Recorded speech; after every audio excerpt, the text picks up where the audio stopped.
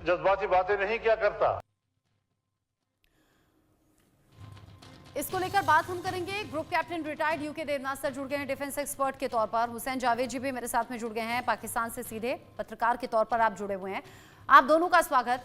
हुसैन जावेद जी, इससे पहले भी अभी पिछले ही दिनों में बलूचिस्तान की बहुत बातें हमने की हैं, बीएलए के बढ़ते कदमों की बात हमने कही है। फजल उर रहमान के इस बयान को कैसे देखें? सबसे पहले तो आपका शुक्रिया कि आपने मुझे इनवाइट किया, और जो हमारे पैनलिस्ट हैं उनको भी सलाम। देखिए, बात ये कि मैंने आपकी रिपोर्ट सुनी, फिर आपने फजल रहमान साहब का बयान भी सुना है जो उन्होंने पार्लियामेंट के अंदर दिया था। लेकिन मैं इसमें ढूंढता वही रहा जो कि आपकी रिपोर्ट में था कि कहाँ उन्होंने कहा है कि 4 टुकड़े हो जाएंगे, पाकिस्तान जो है वो बिल्कुल टूटने पर है। ये जो आपने उनका भी क्लिप सुनाया, इसमें उनका ये लफ्ज़ तो नहीं थे। अलबत्ता ये चीज़ ज़रूर थी जो उन्होंने कहा है, क्योंकि वो एक दर्दमंद पाकिस्तानी है। और मैं आपको उनके बारे में बता दूं, उनको हमारे यहाँ बहुत ज़्यादा एक अक्लमंद, बहुत ज़्यादा स्मार्ट सियासतदान के तौर पे जाना जाता है। और इनकी जो कॉन्स्टिट्यूंसी है, इंटरेस्टिंग बात है, इनकी जो कॉन्स्टिट्यूंसी है वो केपीके के अंदर भी है और वो बलूचिस्तान के अंदर भी है। इसलिए उस इलाके को बहुत अच्छे अंदाज से समझते हैं और बहुत ही पेट्रोटिक है, इसमें कोई शक नहीं है।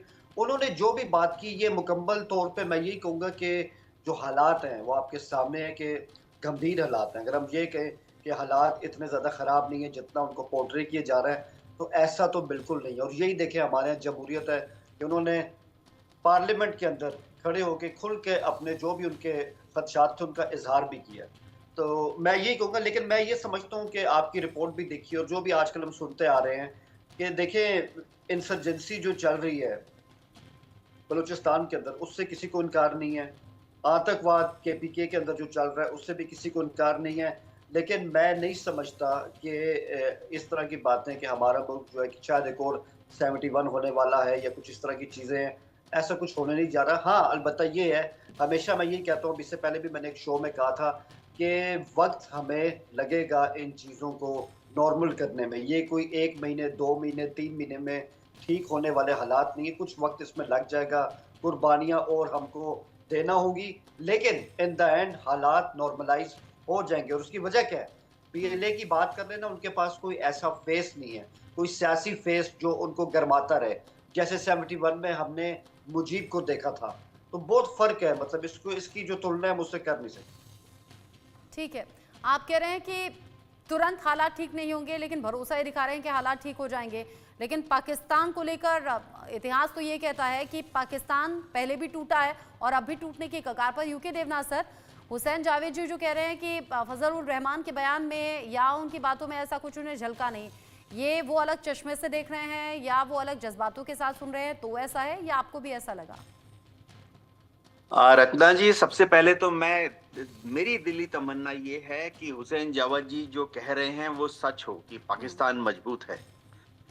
देखिए, जहां तक हम भारतवासियों की बात है, हमने आजादी के बाद से ही हमेशा एक पाकिस्तान से डील किया है।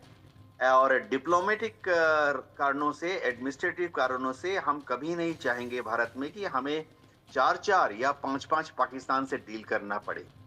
हम चाहेंगे पाकिस्तान मजबूत रहे, लेकिन इसके लिए पाकिस्तान के बाशिंदों को खुद मेहनत करनी पड़ेगी। अब उनके पार्लियामेंट में डिस्कशन हो रही है। मौलाना साहब फजलुर रहमान ने जो कहा, ये दर्शाता है कि थोड़ी सी उनको भी आशंका है कि जिस तरह इसका मतलब समझना चाहिए उनको।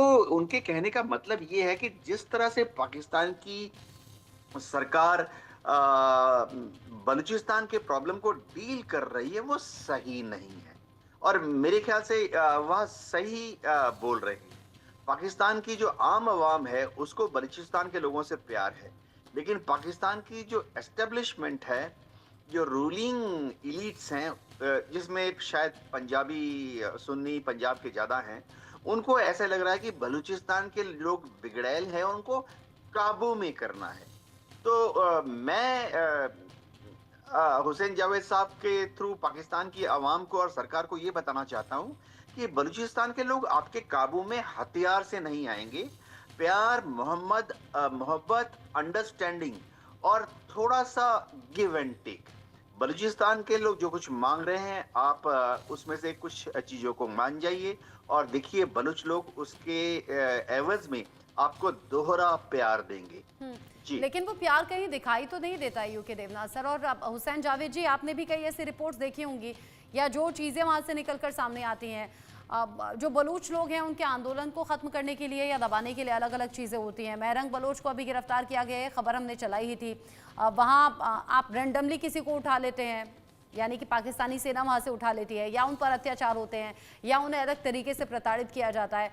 प्यार की लैंग्वेज, मोहब्बत की लैंग्वेज तो कहीं दिखती ही नहीं। अगर ये आंदोलन इसी तरीके से उग्र होते रहेंगे तो आप कह रहे हैं हम पॉजिटिवली